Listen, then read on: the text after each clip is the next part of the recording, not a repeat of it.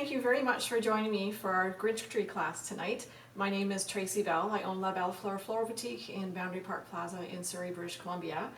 The Grinch Tree has become one of our mainstays and has become one of our most popular designs that we do. Now, although it's not difficult to make, it is time consuming and it does take patience.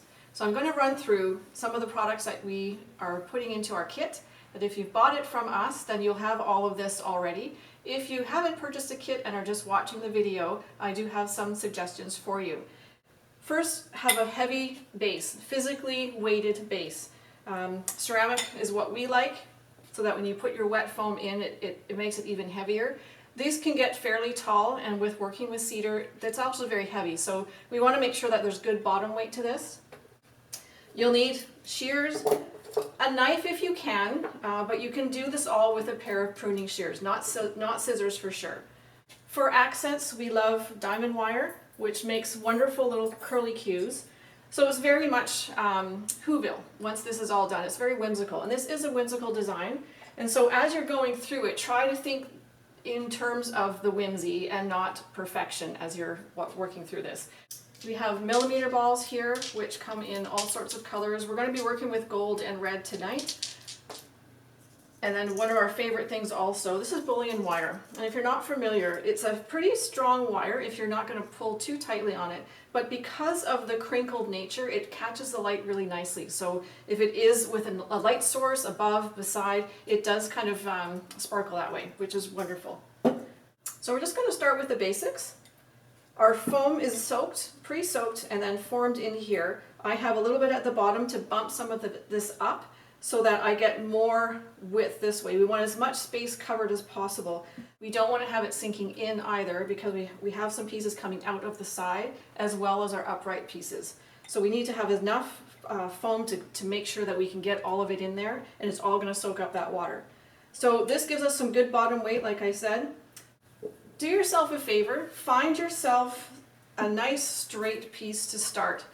And you want to sort of estimate that you're going to go fairly deep in the foam. And then, you know, for size, you're going to bend this over as well. The way we start is with 3 main pieces, almost like a tripod. And if you are familiar with cedar, you know that there is a front and a back to it. So usually the front is nice and dark and lush, and the back is much lighter. Although still beautiful, we want this to be facing outwards. So just to keep that in mind as we're building this. The other thing is, if you're measuring, you want to make sure this is going very deep in the foam so that it is solid. And we're going to make almost like an A-frame with our first 3 pieces that are fairly tall. And it's going to be a hot mess for a while. So you need to be patient and enjoy the process. This is what we're here for. It's really important to trim off any pieces, any extra pieces. Cut yourself a good angle so that it gets this into the foam really well. And you can go right to your first piece of greenery that's coming as an offshoot. So I am going to be putting the good side out. So there's my second one. And then my third. Pretty lucky here. These are some pretty beautiful pieces of cedar. Just delivered today in the shop. And again, just make sure your pieces are fairly straight.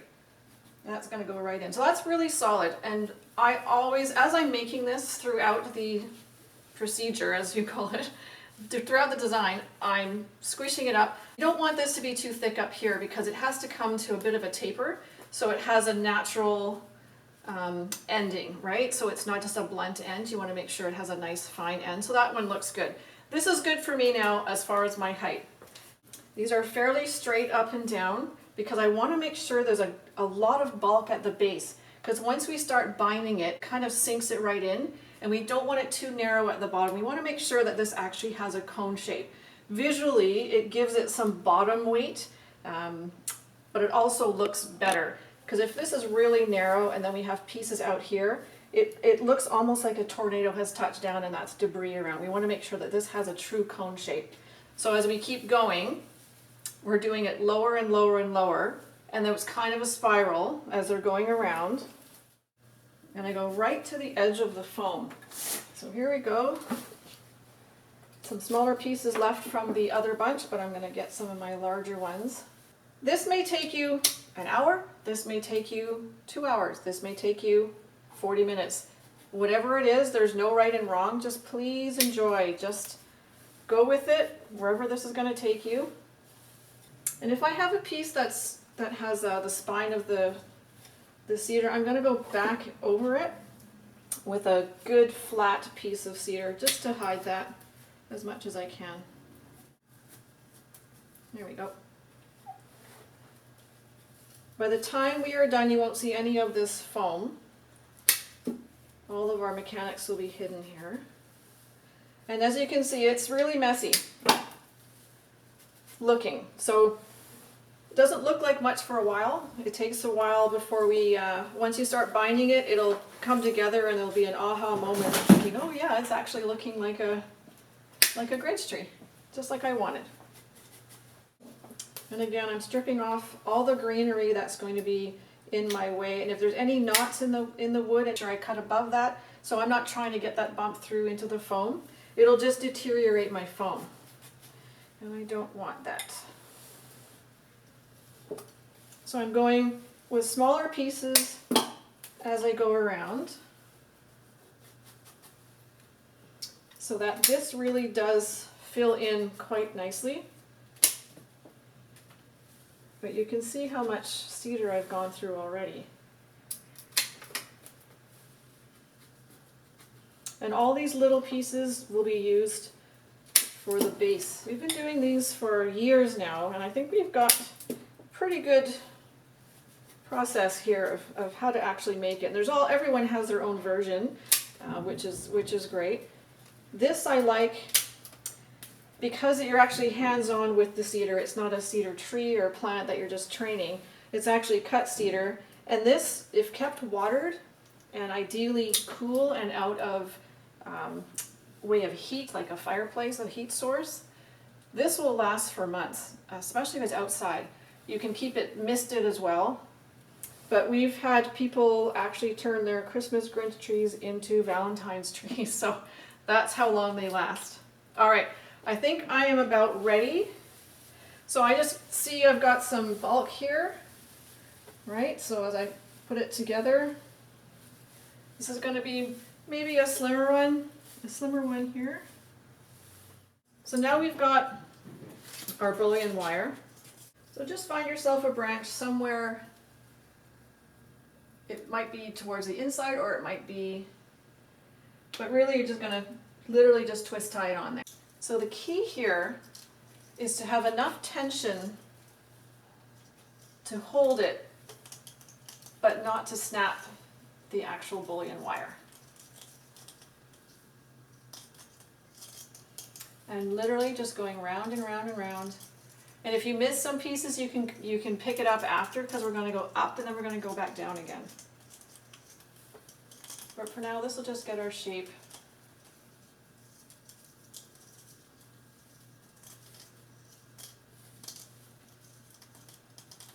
And as I get higher, I'm adding a little more tension, tightening up a little bit so that I do start to narrow towards the top.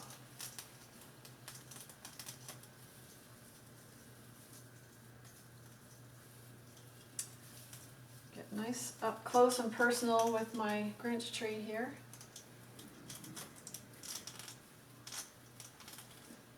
Actually do enjoy making those. We make a lot of them. We make a lot of them over the season, but I do enjoy making them.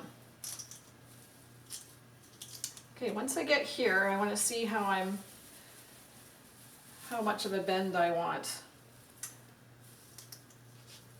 And the reason why it's so important to start with straight branches is so that I do get a straight tree. If you have curved branches that are twisting in the oasis, one, it's not going to be sturdy, but also you're going to have a very strong lean. And if you don't have this bottom weight, you're just not going to be able to have it stand up straight. It's just going to tip over constantly on you.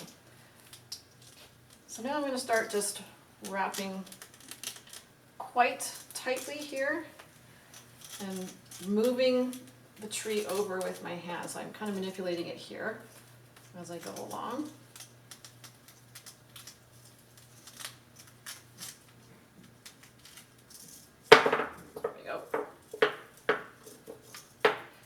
so I've got a few options here now. I go right to the end, but I think I'm just going to leave it like that. I kind of like that. It's very simple, not crazy. Now I'm going to just keep a little bit of extra length so I can go back down again. Break that off. So you can see you can manually actually snap that. So be really careful when you're binding this that you don't pull too tightly. And I'm going to thread my ornament.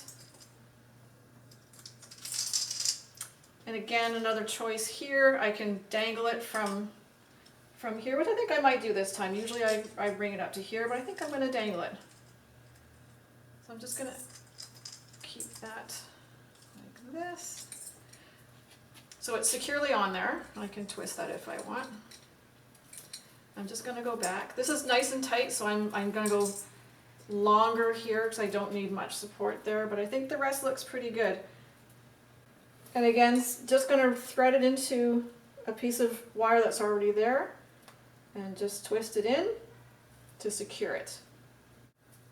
And that's our main shape. So I do have some off pieces here, little bits here and there, and that's great. And that's exactly what I want. I can keep this really, really tight and perfect, and that's great too. But I'm going to have a little bit of whimsy, loosen up a little bit. All right. We've got our main shape, like that, and I can arc this how I want. Now that it's wired, it's a little bit more pliable. I can kind of play with it. This is a fairly tall one. You can do them, you can go taller, but you can see that there's so much weight here that it's not tipping over. So it's perfectly fine. So now I'm going to just switch over to a knife because that's my comfort here, quicker. So I can trim off these bottom pieces with the good side up. Okay, so my cedar is facing upwards now. So all of the cedar was facing out, but if I kept that, it's going to be the opposite. We're kind of turning it around so that the good side is facing up. Give it a cut. And if you kind of visually think about if this was a wider cone here, they're going to come out to about this in this area. If I make them really, really big, and it's really a common thing to do actually, to make them really big and wild, then you have this unbalanced piece where it's too much going on at the base. You just want to keep it a little tighter to the tree itself. And I can use all of the pieces that are here. I can cut them in half. So I've got some pointed ones that I want to show really well because you want those nice pieces. And then I've got other ones that I can tuck in a little lower so that it adds bulk. And this can be tedious as well, so you have to be patient here too, that you want to make sure that all of your foam is covered, that you don't see any of that. And again, if you're watching and you're doing this at the same time and you're nowhere near here, just pause this. Just take your time. Just enjoy it. Don't rush through it. I've done literally hundreds and hundreds of these. It's going to be much easier for me than it is for you if you've never done it before. So be kind to yourself and just take it easy, get a beverage, and relax. So if you have the kit, you will already have these curly cues pre-made. To me, these are whimsical. These kind of speak Whoville, Grinch Tree to me. I'm going to start with decorating with the larger components, so the millimeter balls, these here. And this is meant to be seen all around. There's enough to decorate it all around, but if you're going to be putting it up against a wall somewhere where people aren't going to see, then you can go much heavier. So we're just going to go here, there, and everywhere. So these literally just poke through. And as I get higher, I might need to just trim my wire, or I can just bend the wire and poke it in there. So it's almost like climbing a ladder here. We're going back and forth and back and forth, a little bit of a zigzag.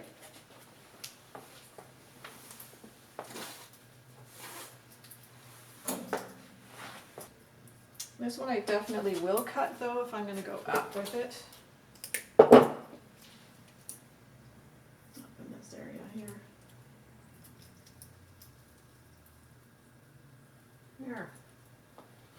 Now these fungi, I'll come up here.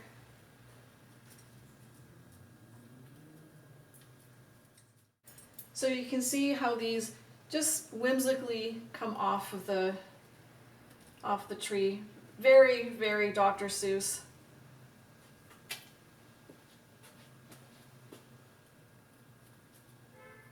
I think these kind of make it, to be quite honest.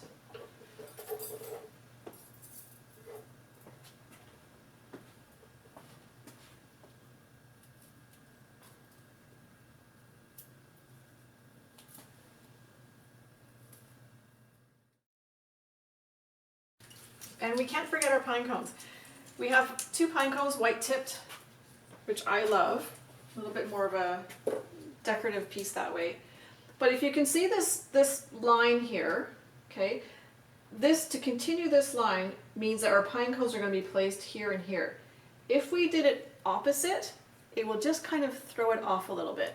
It's a very minor detail, but to me it makes a big difference. So my base is going to be down here. And then this one's going to be slightly higher. I might have to move this one. Slightly higher. And that just gives some more bottom weight, visual weight. There you are, your very own Grinch tree. I hope you've enjoyed the session. I certainly have. I'd love to see what you come up with. Please show me your creations on Instagram and tag me at labellefleur97. And I'll see you next time.